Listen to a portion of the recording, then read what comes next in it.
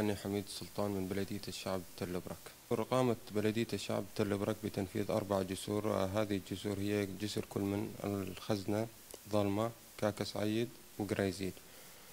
تخدم هذه الجسور القرى المحيطة ببلدة تل برك. جسر كاكس عيد، هذا الجسر يقع على الطريق تل برك الحسكة الجنوبي. بنتيجة الظروف الجوية العام 2019 حصل تجريف للتربة وانهيار لهذا الجسر، وقامت البلدية الشعب بتل برك بترميم هذه الجسر وتركيب قساطل بيتونية بقطر 80 واستكمال كامل الأعمال لهذا الجسر. يخدم هذا الجسر بحدود 25 قرية، يربط هذه القرى ببلدة تل برك مباشرة. طريق جسر الخزنة، يقع هذا الجسر شمال طريق الحسكة تل برك.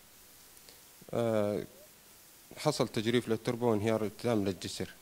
قامت البلدية بتنفيذ ترميم كامل له، إزالة كاملة للجسر القديم واستكمال أعمال جديدة بجسور ريفية، قساطل بيتونية 80 سنتي.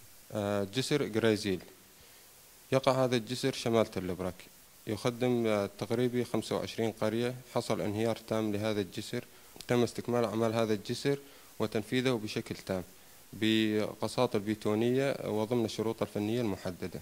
باشر المتعهد وتم تسليم الموقع بتاريخ 24/11/2019 ومدة تنفيذ العقد 24 يوم. حصل تأخير طفيف بالمدة وتم تبرير هذا التأخير بسبب الظروف الجوية التي كانت سائدة بتلك الوقت وأعاقت العمل المباشر.